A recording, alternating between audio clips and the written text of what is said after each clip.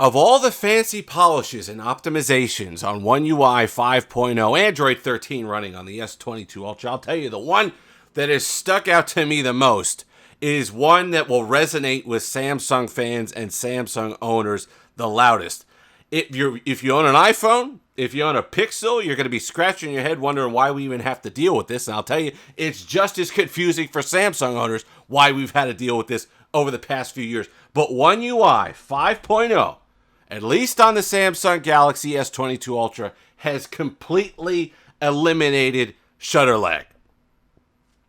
Take a moment to process that.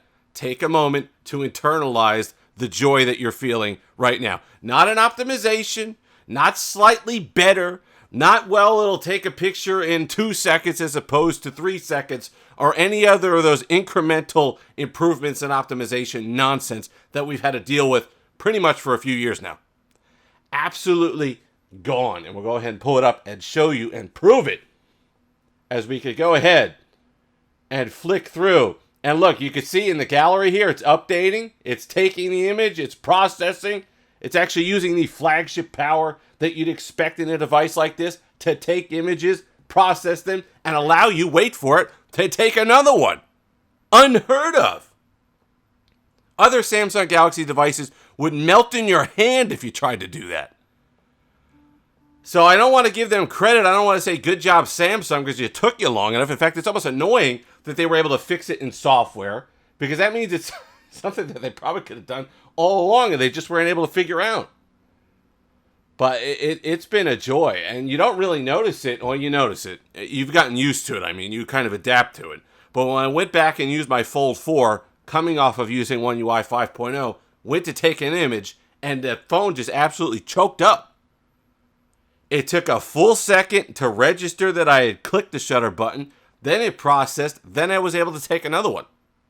It's bad. And we don't discuss a lot of camera stuff on this channel, and that's for a reason. Because a lot of the camera stuff now with these flagships gets subjective. Do you like the warmer tones of the iPhone images? Do you like the cooler, natural, sharper tones and images that the Pixel phones produce? Do you like the punchier, saturated images that the Samsung Galaxy phones produce? In any given lighting, in any given time, these phones are capable of producing an excellent image. It just comes down to personal preference. But something that doesn't come down to personal preference, something that isn't subjective, is shutter speed. All of them should be able to take an image and wait for it, be able to take another image within a second of the first image. Which, if you owned a Galaxy device, was might as well have been Mars to you. But finally, I could only vouch for the S22 Ultra right now. I hope that is an optimization that comes to the Flip 4, the Fold 4, the S21 Ultra, and all the way down the line with the devices that get One UI 5.0. Because for the last couple of years, it's really been pronounced, for whatever reason. Down the line, Exynos, Snapdragon, it doesn't matter. Mid-tier, upper tier, it doesn't matter. Lenses, whatever it was, these devices had awful, awful camera lag, and it really would affect the ability of you taking an image. And I know there are plenty of people, I've gotten the comments, that said, you know what, I just can't do it because I have kids, I have pets, I want to be able to catch them in motion. If they're doing something and they move suddenly, I want to be able to catch the moment. That is really what these cameras come down to. We could debate all day and have the side-by-side of all the different images and debate whether we like the image processing quality of one over the other. But these are lifestyle, life moment capturing devices.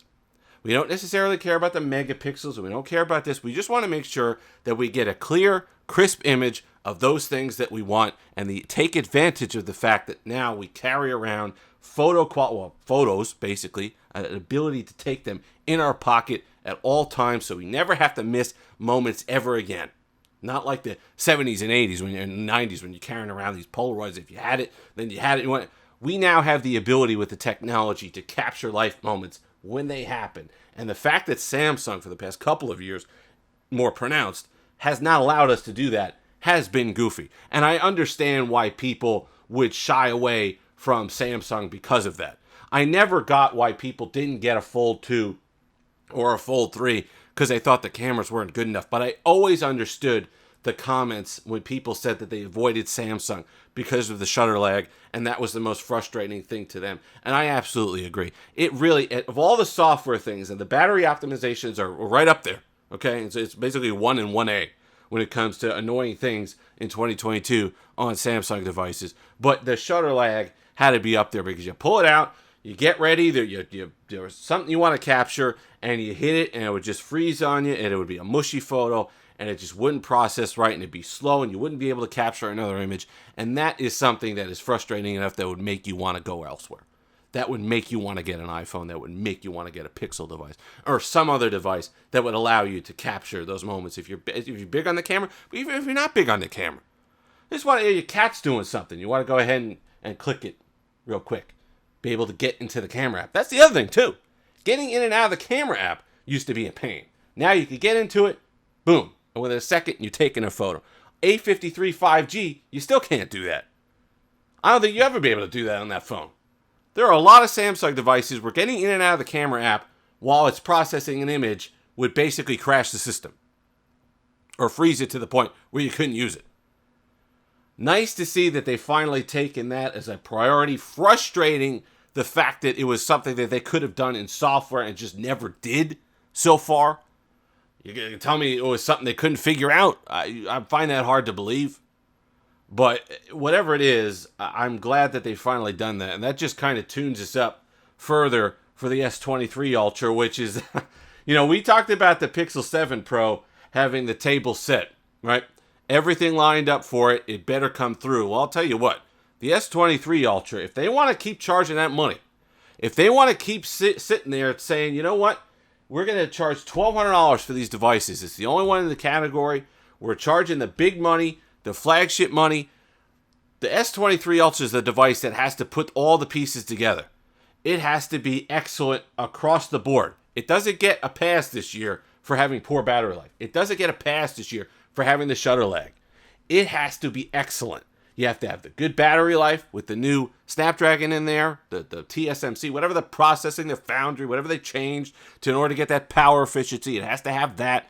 It has to have the One UI 5.0 running well with no shutter lag. It has to have all these things in order for it to be worth $1,200. Because if they don't come through this year, they're not getting away with a third year of trying to be the apex predator at $1,200 and not delivering on all those things. You can't have devices like the Pixel at $900 coming in and beating you on a few categories. I still prefer this to the Pixel 7 Pro, but that doesn't mean that can't change.